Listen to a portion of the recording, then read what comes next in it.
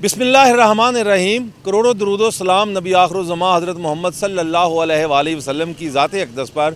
میں ہوں محمد مظہر اقبال۔ امریکہ ایران جنگ، اس میں عارضی جنگ بندی ہو گئی ہے۔ فریقین اس بات پر متفق ہو گئے ہیں کہ وہ مذاکرات کریں گے، اور اس میں سب سے اہم کردار پاکستان کا ہے۔ پاکستان اور خصوصی طور پر اسلام آباد اس وقت دنیا بھر کی نگاہوں کا مرکز بن چکا ہے۔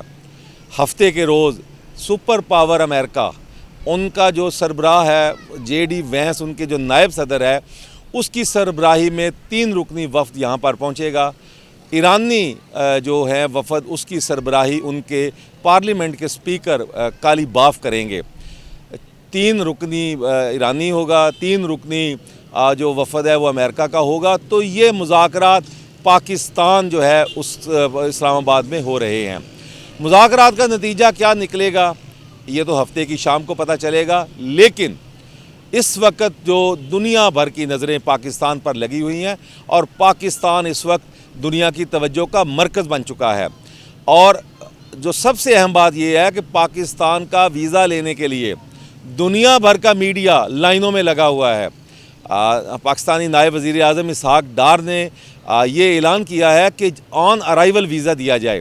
جو شخص پاکستان آنا چاہتا ہے اس کو آن ارائیول ویزا دیں، تاکہ وہ یہاں آ کر 2 دن 4 دن جو بھی ان مذاکرات کا جو ہے وہ دیکھ سکے عمل۔ اور اس وقت لائنیں لگی ہوئی ہیں دنیا کا سوائے 2 ملک، اسرائیل اور بھارت، اس کے علاوہ جتنے ممالک ہیں ان میں عرب امارات، روس، چائنا، آسٹریلیا، برطانیہ، امریکہ، فرانس، یورپ، اس کے علاوہ اور بہت سارے ممالک جن کا میڈیا ذرا طاقتور ہے، اثر و رسوخ رکھتا ہے اور صاحب استطاعت ہے، ان کے جو نمائندے ہیں وہ یہاں پر پہنچ رہے ہیں، کچھ پہنچ چکے ہیں۔ آن ارائیول ان کو ویزا دیا جا چکا ہے، اور یہاں پر وہ ہفتے کے روز یہاں پر مذاکرات جو ہو رہے ہیں اس کی وہ لمحہ بلمحہ رپورٹنگ کریں گے۔ فریقین کے مابین 2 روز قبل جنگ بندی پر بات چیت ہوئی، پاکستان نے اہم کردار ادا کیا، لیکن اس کے بعد ایک مرتبہ اس میں اچانک تعطل آیا جب اسرائیل نے نہ صرف ایران کے کچھ شہروں پر بمباری کی، بلکہ اس نے لبنان پر اندھا دھند اور اب تک کی جنگ میں سب سے خوفناک بمباری کی۔ اس کے بعد ایران نے یہ کہا کہ وہ اس طرح کے مذاکرات کو نہیں مانتا جب تک لبنان کو بھی اس میں شامل نہ کیا جائے، جس پر امریکہ بہادر نے پہلے تو انکار کیا، لیکن اس کے بعد ایران کی اس بات پر امریکہ ماننے کو تیار ہو گیا، اور اس نے نیتن یاہو سے کہا کہ وہ بمباری کم کریں۔ ختم کرنے کا تو نہیں کہا، لیکن وہاں پر بھی کچھ عارضی تعطل آ چکا ہے۔ اس وقت ایران امریکہ دونوں کے مابین اس وقت مذاکرات ہفتے کو ہو رہے ہیں۔ یقیناً تحمل سے، بردباری سے ایک دوسرے کی بات سنی جائے گی۔ ایران کا موقف یہ ہے کہ ایک تو ان کا جو نقصان ہوا ہے اس کا ازالہ کیا جائے۔ جس قدر تباہی بربادی امریکہ اور اسرائیل کے طیاروں نے کی ہے بغیر کسی وجہ کے، اچانک ان پر حملہ کیا گیا، اور اس کے بعد کئی روز تک 40 دن تک ایران پر مسلسل بمباری ہوتی رہی، جس کے نتیجے میں اربوں ڈالر کا نقصان ہوا، ہزاروں لوگ شہید ہوئے، لاکھوں لوگ زخمی ہیں اور وہ بے گھر ہو چکے ہیں۔ انہوں نے کہا جی اس کا وہ معاوضہ دیا جائے، پھر اس پر جو پابندیاں، معاشی پابندیاں لگی ہوئی ہیں وہ ختم کی جائیں۔ آبنائے ہرمز پر اس کا حق ہے، جس جہاز کو گزرنے دے، جس کو نہ دے، لہٰذا اس پر کوئی ایسی بات نہ کی جائے۔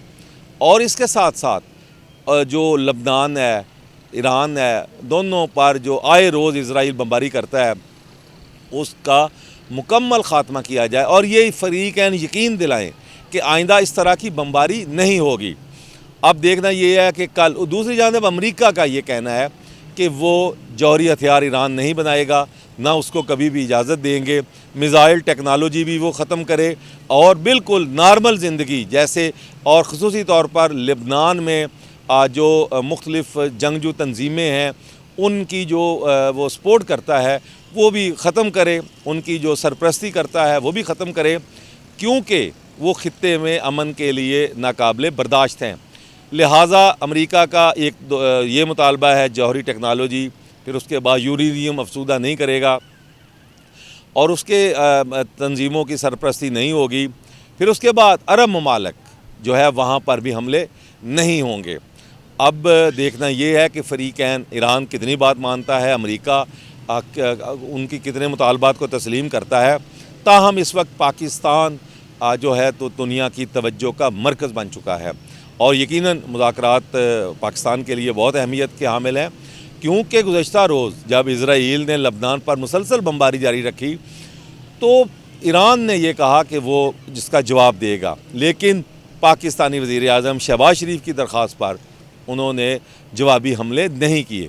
اگر حملے کرتے تو یقیناً ایک پھر جنگ نے دوبارہ جو ہے وہ نیا رخ اختیار کر لینا تھا اور جنگ بندی ختم ہو جانی تھی۔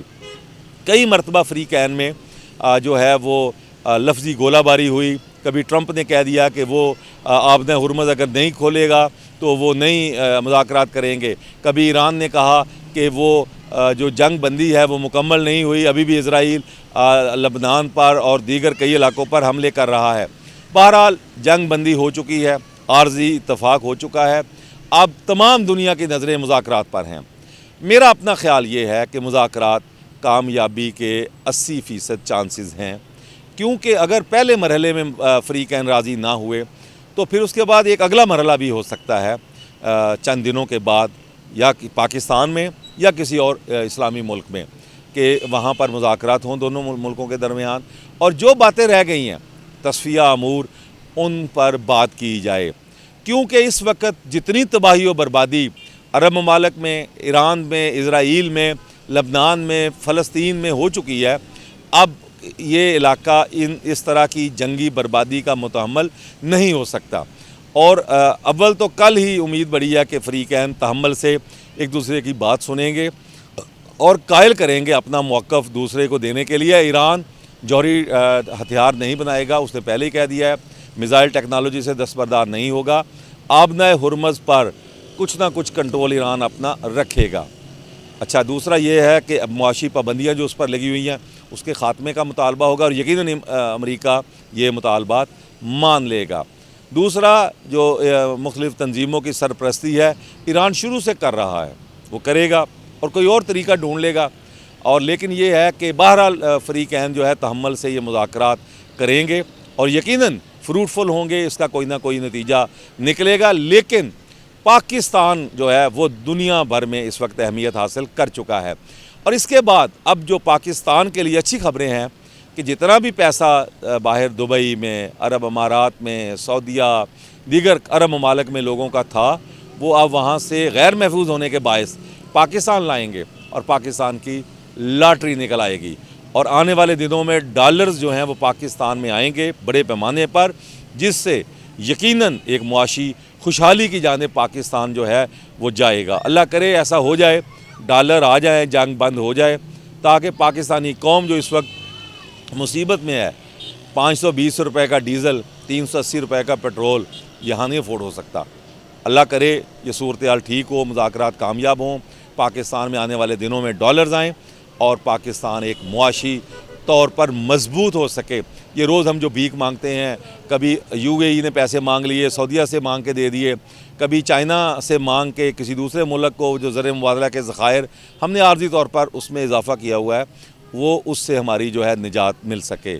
آئے روز کی جو ہے یہ بھوک ننگ، اس سے قوم کو نجات مل سکے۔ اسی کے ساتھ محمد مظہر اقبال کو اجازت دیجیے۔ اللہ حافظ۔